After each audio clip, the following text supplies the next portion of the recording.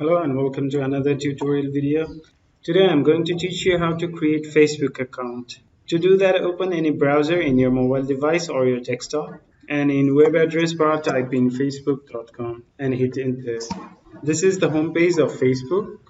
It's very easy to sign up for Facebook, so you just have to fill in all the details in here and click on sign up. So enter your name. For your username, you can use your mobile number or your email ID, both works. You just have to confirm email ID if you are using email ID, and you have to verify your phone number if you use your phone number. After filling in all the details, click on sign up.